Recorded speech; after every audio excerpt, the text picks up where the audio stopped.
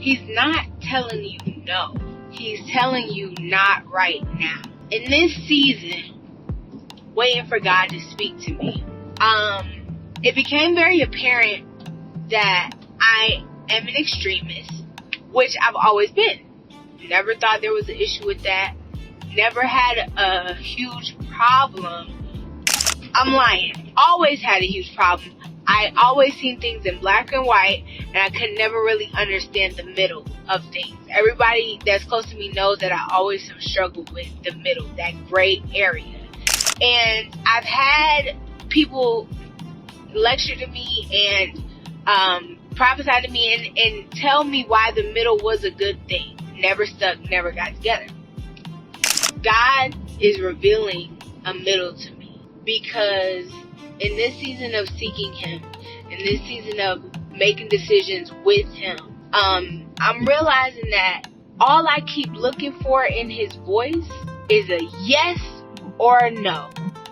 I want God to be definite, this is what it is, or definite, this is what it's not. And sometimes it could be that, but a lot of times it's a lesson. It's not a directive of yes or no. It is, you did the thing, this is the correction, this is what I'm giving you in your spirit. And so, to make a long story short, I went and bought a piano, 400, 500 pound piano, impulsively, doing my thing, and I'm like, well, God isn't speaking fast enough to me. He isn't telling me if I should get this piano, not get this piano, yes or no, yes or no. And then it's been other decisions where I'm like, yes or no, yes or no.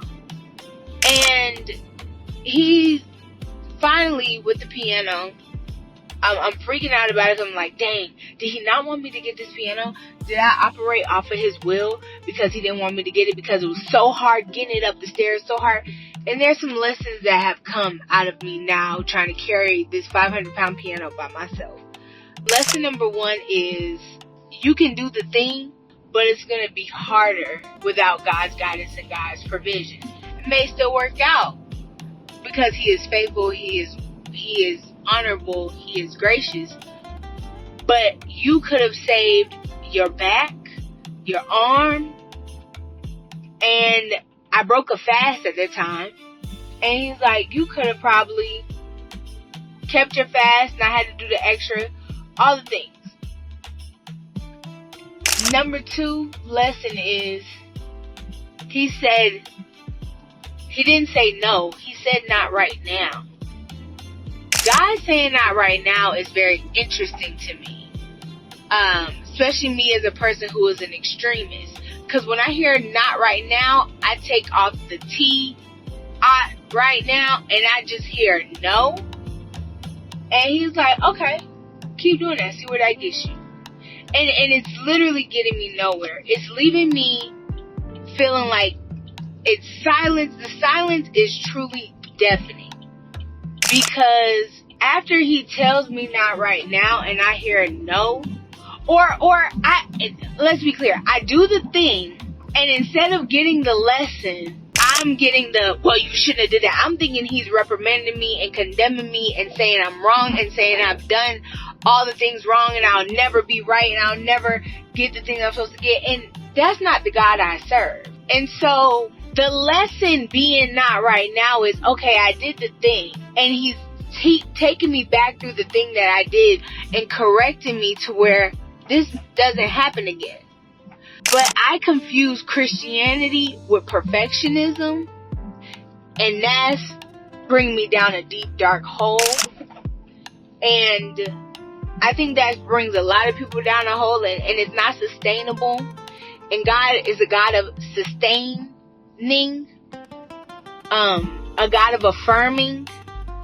And so I'm sitting here thinking that, oh, I can't do nothing right, I'm doing everything wrong. And He's sitting there like, just make the decision.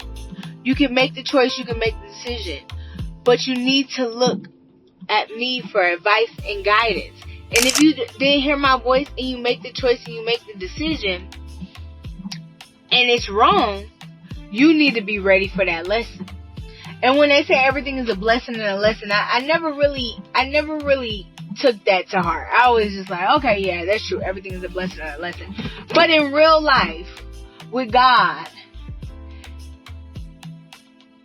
the T is, and people say this too, the blessing could be the lesson.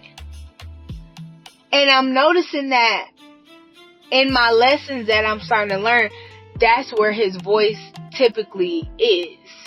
And I'm starting to piece the things together, and also not right now could attribute to hearing him.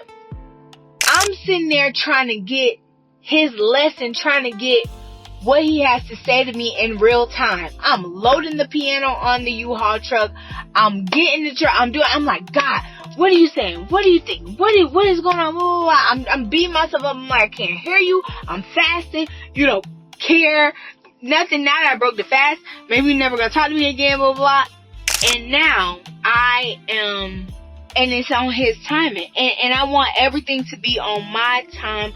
I want everything to go as fast as I am. And so as I'm doing that, I'm doubting myself. I'm like, I'm impulsive. That's what God's telling me. He's telling me I'm impulsive. And no. And I did everything wrong. And I keep doing everything wrong because I'm impulsive. And I get it from my mom. And I messed up. And then he's like, okay, if you want to go with that. But I don't. And further deepening and diving, I'm finding the gray area. God is not a God of confusion. So there is no true definite yes or no. And I know that doesn't make sense because it's like, well, if you don't want to be confused, yes or no. When you are spoken to, you realize that life and things are nuanced. If you have parents who care for you and parents who teach you things, they sit you down and they talk to you. That's your discipline. It's the why this didn't work this time. Not, no, you can't do this no more. It's, well, let's do this differently this time. Or this is how we can course correct. This is how we can do this next time. And when I hear that, or when I see that, I'm thinking he's saying, that's why you always doing everything wrong. That's why everything in your life is going wrong, because you don't know what you're doing.